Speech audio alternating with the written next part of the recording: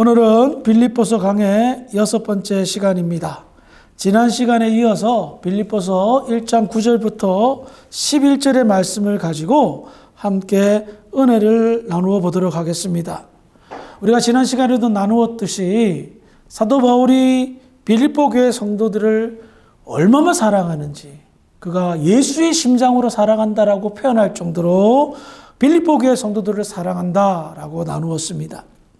그래서 사랑하는 사람에게 가장 크게 줄 수 있는, 사랑하는 사람에게 사랑하는 사람이 줄 수 있는 것을 바울이 하는데 그것은 기도였습니다.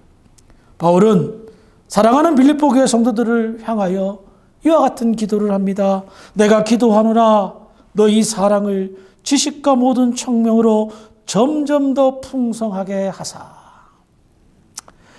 바울의 첫 번째 기도 간구는 빌립보 교회 성도들이 나누고 베푸셨던 그 사랑이 더 풍성해지기를 기도하는 거예요. 여기서 언급된 너희의 사랑은, 그 사랑이라는 단어는 아가페입니다. 그러니까 교회 성도들만이 할 수 있는 하나님께 배운 그 사랑, 완전한 사랑, 아가페 사랑을 실천했던 겁니다.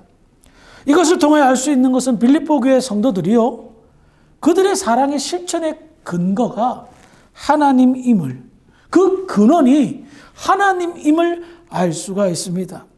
그래서요, 이와 같은 사랑을 실천하면서, 사랑을 나누면서 빌립보 교회 성도들은 자연스럽게 하나님을 아는, 하나님의 사랑을 전달하기에 하나님을 아는 지식이 풍성해지고, 하나님의 사랑을 실천하면 실천할수록 하나님의 마음을, 하나님의 사랑을 더 깊이 깨닫게 된다는 것입니다. 그래서 바울은 기도합니다.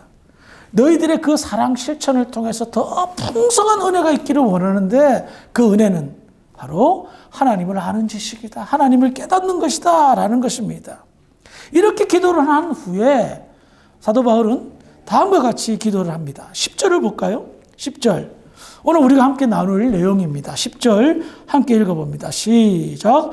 너희로 지극히 선한 것을 분별하며 또 진실하여 허물 없이 그리스도의 날까지 이르고.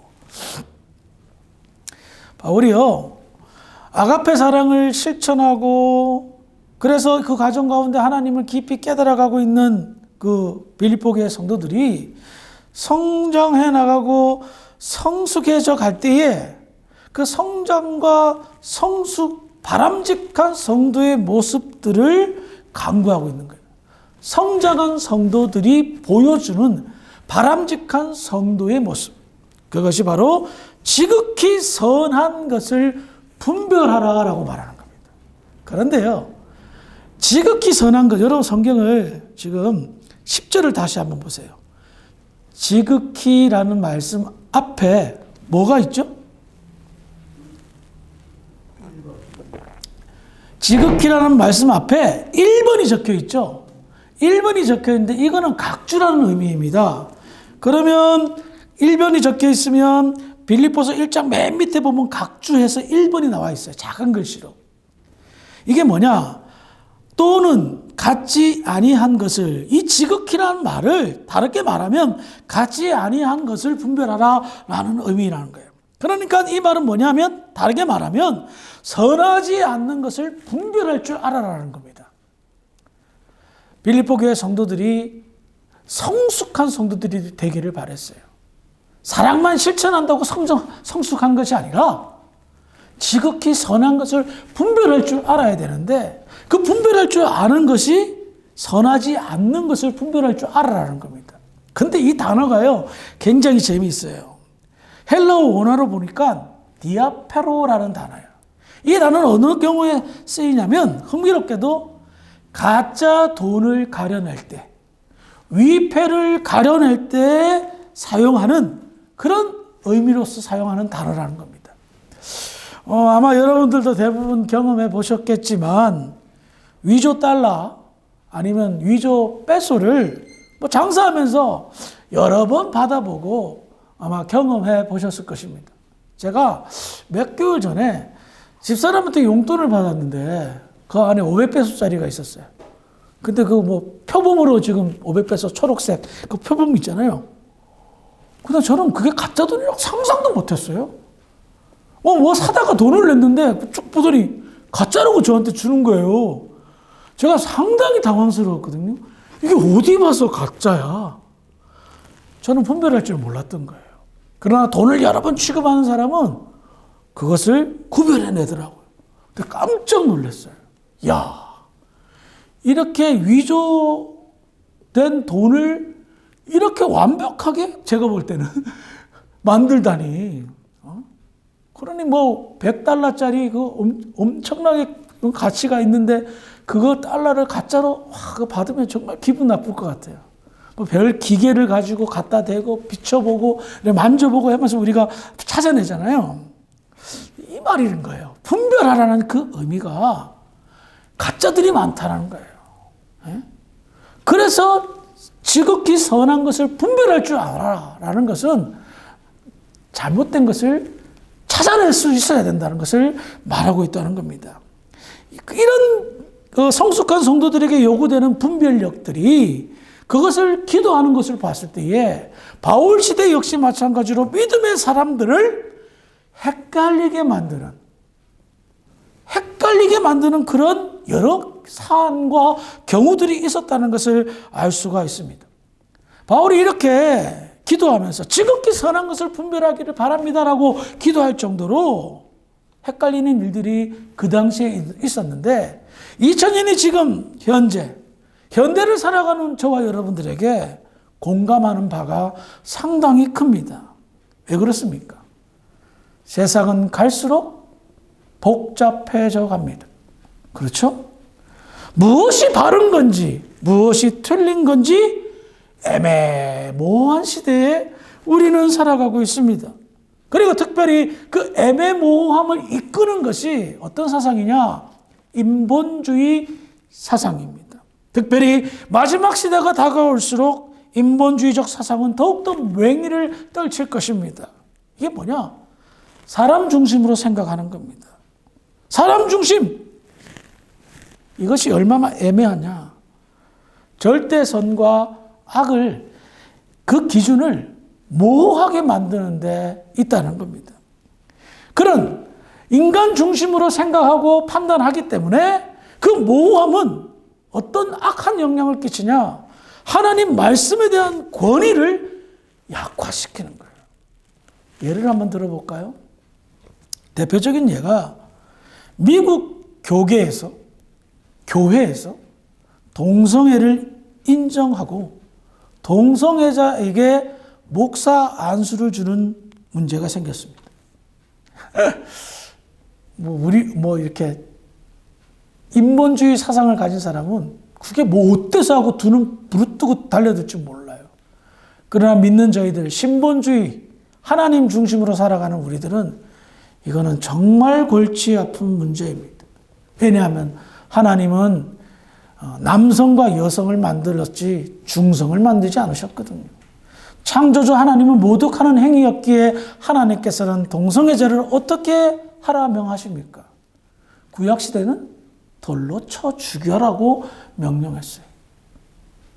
그 정도로 하나님께서는 하나님의 창조물인 인간을 자기 마음대로 바꾸는 것을 원하지 않으셨던 겁니다. 그런데 인본주의적 사상을 가진 사람들은 동성애자들을 어떻게 보호하고 그들을 감싸느냐? 인권 얘기합니다. 인권.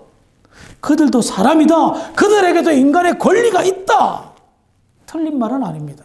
예, 사람이며 인간의 권리를 누리며 살아야 되는 것은 맞습니다.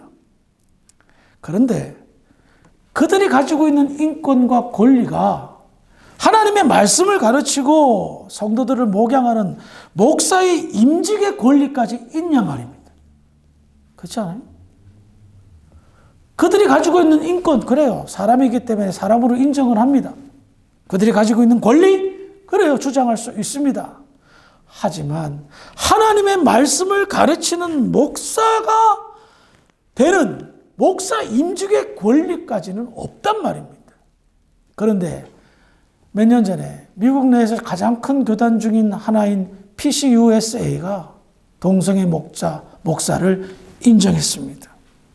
교단 내에서, 그리고 교단 내에서 게이, 레즈비언의 동성애자의 결혼을 인정했습니다.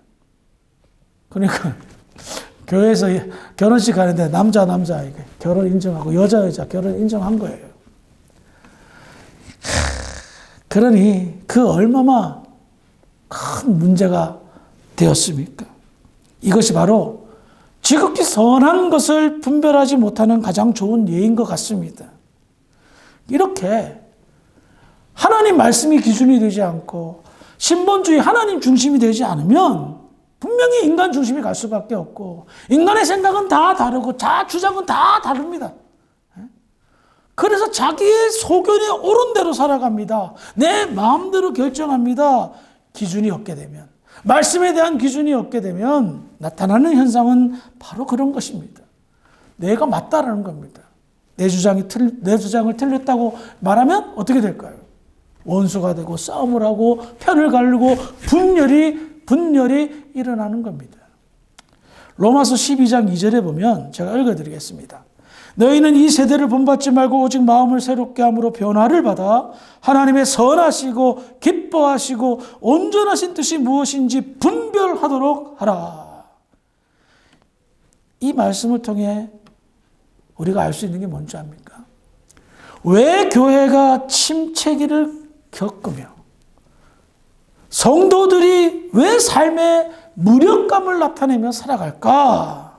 그것은 하나님의 뜻, 선한 것을 분별하려고 하지 않고 이 세상을, 이 세대를 그냥 아무 생각 없이 본받고 따르려 하기 때문입니다. 너희는 이 세대를 본받지 말라라고 성경은 가르치고 있는데 이 세대를 본받으려고 애를 쓰고 오히려 앞장서려고 한다는 겁니다.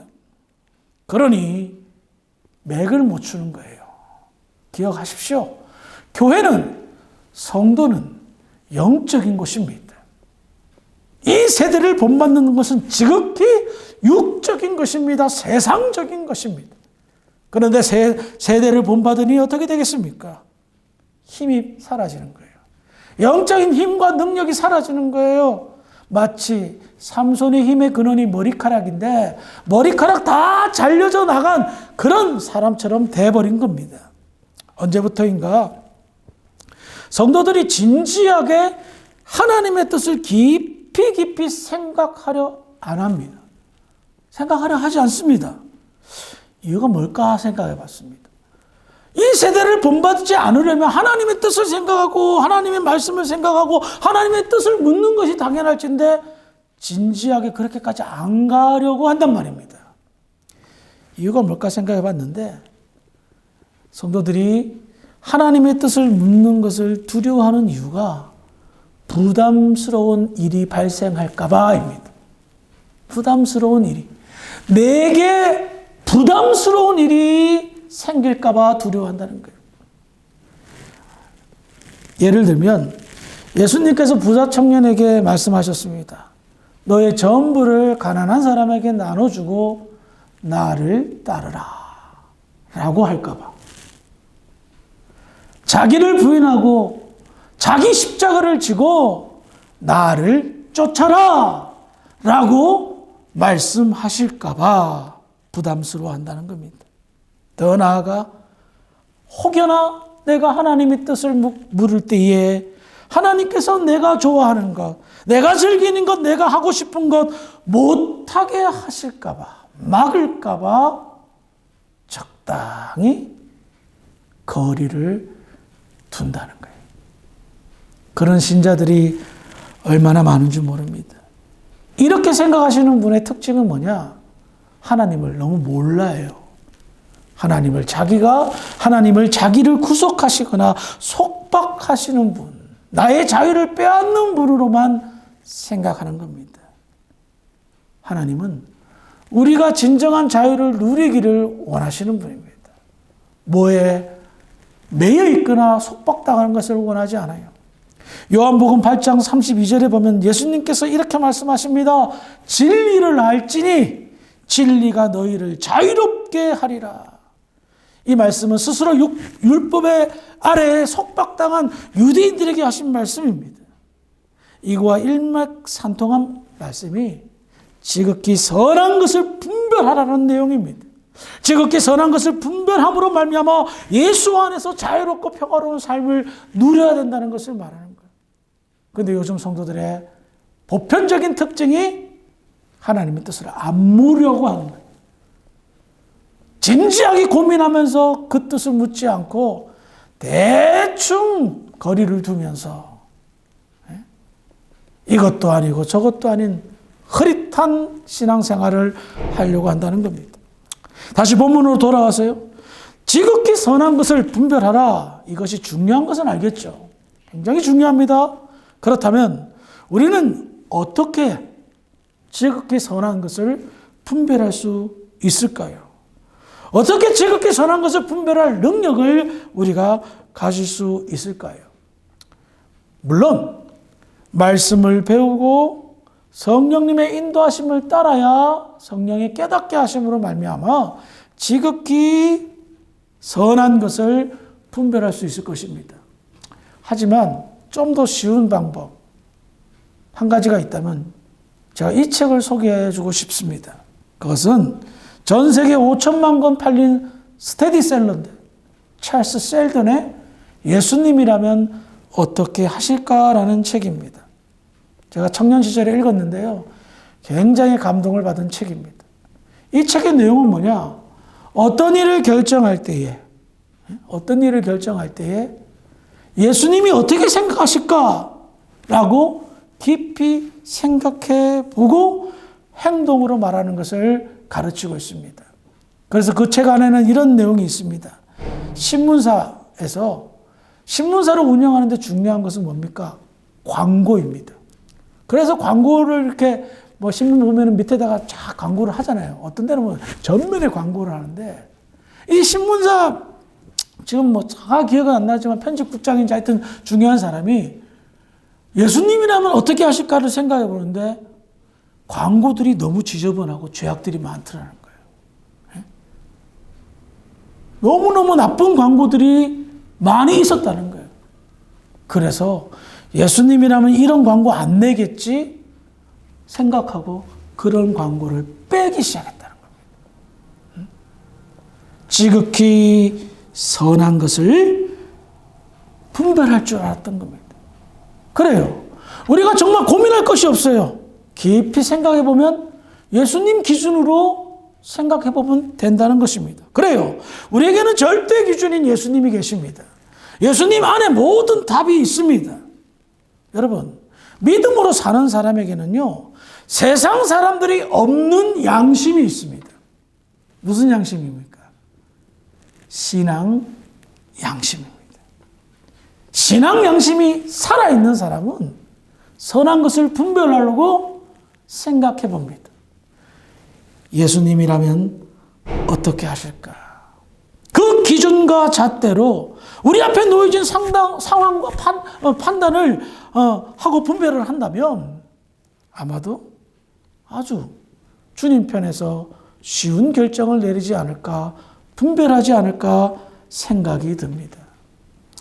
목회를 하다 보면 두리뭉실하고 애매모호한 것이 있어요. 그러면서 제일 결정하기 힘들 때가 뭐냐면 전에도 그랬어요라는 거예요. 아무리 생각해봐도 이것이 비성경적인 것이고 교회가 목회자가 결정하기에는 부담스럽고 아닌 것 같은데 밀어붙이는 사람들의 이야기들을 들어보면 전에도 그랬다는 거예요. 그러면 이렇게 거꾸로 생각해 봅시다. 그것이 만약에 하나님 앞에 범죄한 것이라면 어떻게 해야 되는 거예요? 전에 그랬으니까 지금은 안 해야 되잖아요. 근데 깊이 생각하지 않아요. 깊이 생각하지 않아요. 왜? 손해볼까 봐. 전에 그렇게 해서 좀 편하게 했는데 돈 좀 적게 들었는데 라고 생각하는 거예요. 왜 어렵게 가냐? 쉽게 가지. 그런데 교회는 어떤 것을 분별할 때에 쉽게 가는 것, 어렵게 가는 것, 그게 중요한 것이 아닌가. 이게 선한 것인가, 악한 것인가. 선한 양심을 가지고, 우리가 가지고 있는 신앙 양심을 가지고 생각해 봤을 때에 내 양심에 조금이라도 티끌만한 것에 걸림돌이 된다면 안 하는 게 맞아요. 비록 손해를 본다 할지라도. 앞서도 동성애 문제, 동성애자 결혼 문제를 미국의 가장 큰 교단인 PCUSA가 결정을 했어요. 그렇게 한다고. 그때에 전에도 한번 우리가 식사하면서 얘기를 나눈 적이 있는데 필그림 교회를 다니면은 양 목사님이라는 분이, 이름이 정확히 생각 안 나는데 양 목사님 분이 그 교단을 탈퇴했어요. 신앙 양심으로 이건 말도 안 되는 거거든요. 근데 이게 쉬운 게 아니었어요. 왜냐하면 교회의 모든 재산은 교단 거예요. 탈퇴를 하려면 재산을 털어서 교회 재산을 교단에다 주고 나와야 돼요. 좀 기억은 가물가물한데 그 교회가 제법 큰 교회였고 거의 1,000만 불 정도 하는 걸로 알고 있어요. 근데 그 필그림교회 담임 목사님이 나왔어요. 돈이 중요한 게 아닌 거예요. 어떻게 이런 썩어빠진 교단에 우리 교회가 소속될 수 있냐? 이건 말도 안 된다. 하나님 말씀에 위배된다. 그래서 세상을 내려놓고 하나님을 붙잡았던 겁니다. 그것이 신앙 양심으로 결정할 수 있는 거거든요. 분별할 수 있는 거거든요.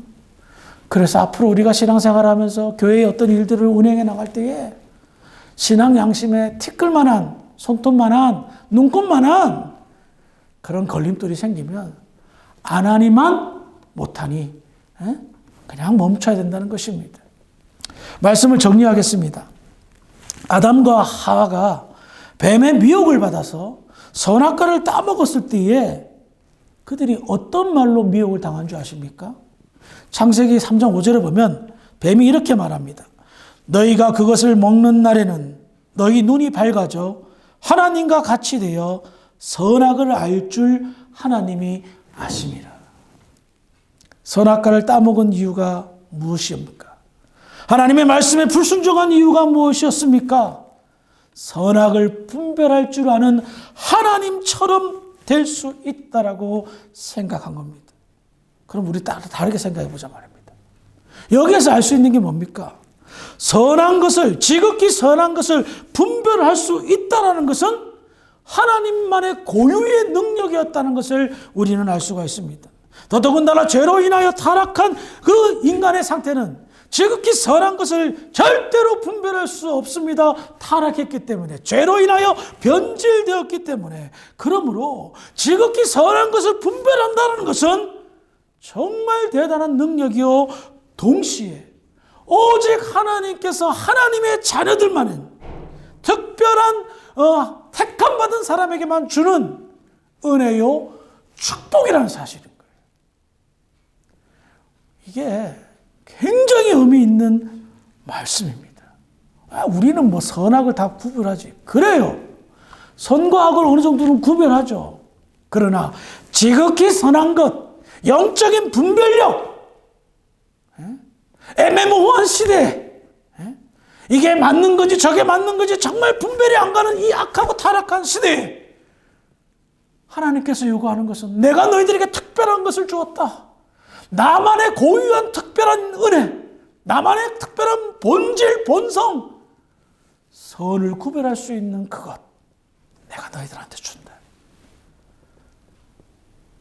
하나님과 동등되는 거예요.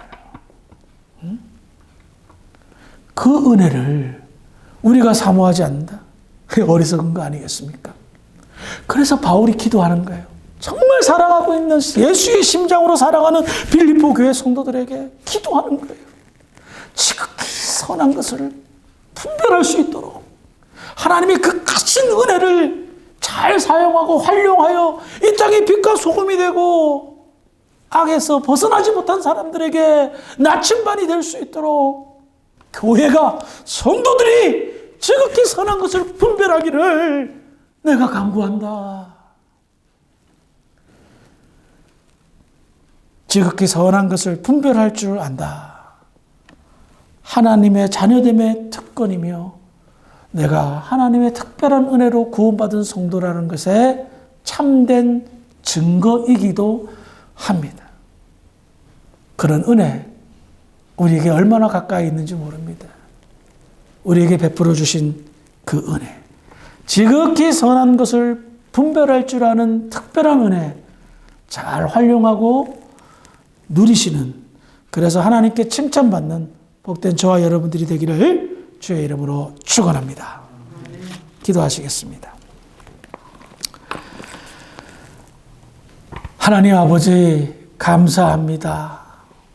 오늘 수요 예배를 통해서 바울의 기도를 함께 다시 한번 나누었는데, 바울의 기도는 지극히 선한 것을 분별하기를 간절히 간구했습니다.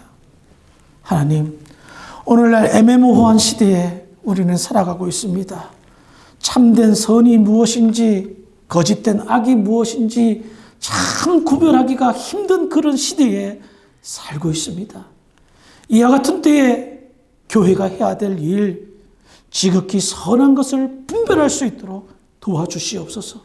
우리 주사랑 교회가 지극히 선한 것을 분별하는 데 앞장서는 교회가 되기를 원합니다. 많은 사람들이 이 타락한 세대를 본받으려고 합니다.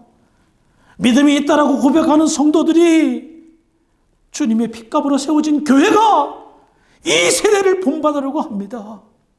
이와 같은 때에 우리 주사랑교회 성도들 각성하고 깨달아서 우리에게 베풀어 주신 그 큰 은혜 잘 지켜나갈 수 있도록, 지극히 선한 것을 잘 분별할 수 있도록 축복하여 주시옵소서. 하나님 자녀됨의 특권, 하나님께 받은 구원의 은혜 잘 활용하고 사용해서 하나님께 영광 돌리는 주사랑교회 모든 성도들이 될 줄 믿사오며 우리를 원하신 예수님 이름으로 감사하며 기도합니다. 아멘.